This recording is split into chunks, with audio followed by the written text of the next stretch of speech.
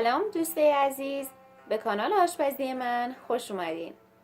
توی این ویدیو طرز تهیه مینی تارت های رز شکل سیب رو براتون آماده کردم.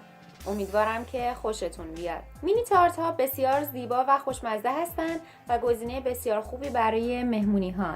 مواد لازم: سیب سرخ 1 عدد متوسط، پنیر خامه‌ای 1 قاشق غذاخوری، دارچین 1 قاشق چایخوری، شکر قهوه‌ای 1 قاشق غذاخوری، عصاره وانیل 1 قاشق چایخوری، آب لیمو 2 قاشق غذاخوری و خمیر هزارلا 1 ورقه.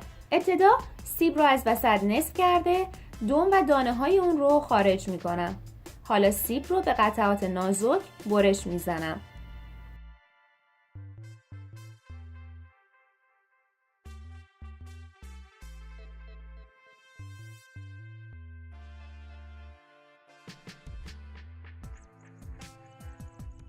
برش های سیب رو داخل یک کاسه می ریزم. آب لیمو رو اضافه می کنم تا مانع از تیره شدن سیب ها بشه. 2 پیمان آب روی سیب ها می ریزم و کاسه رو به مدت 3 دقیقه داخل مایکروفر می ذارم.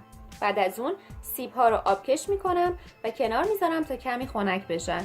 حالا پنیر رو به همراه عصاره وانیل و شکر ترکیب می کنم و خوب هم می زنم تا کاملا یک کرم یک دست به وجود بیاد.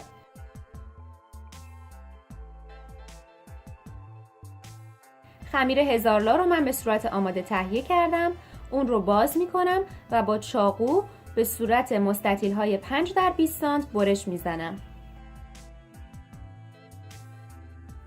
روی خمیر کمی از سس پنیر می مالم و مستطیل ها رو به صورت چشمی از وسط به یک ضلع کوچکتر تقسیم می کنم و برش های سیب رو روی نصف بالای خمیر به صورت منظم روی هم می چینم.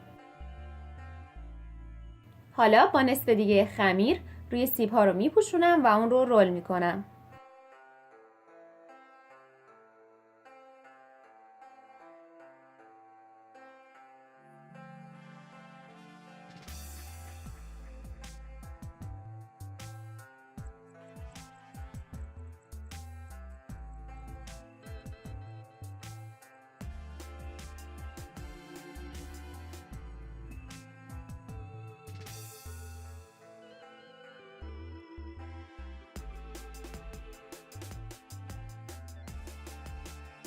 رول‌های گل رز رو توی قالب مافین که از قبل خوب چرب کرده بودم میذارم. قالب رو به مدت 45 دقیقه داخل فری که از قبل با دمای 180 درجه سانتیگراد گرم کرده بودم قرار میدم.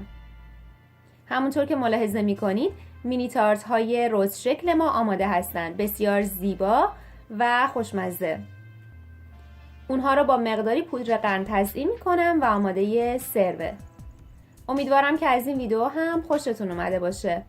خوشحال میشم که این ویدیو رو لایک کنید، با دیگران به اشتراک بذارید و برای دریافت ویدیوها به روز فراموش نکنید که حتما سابسکرایب کنید.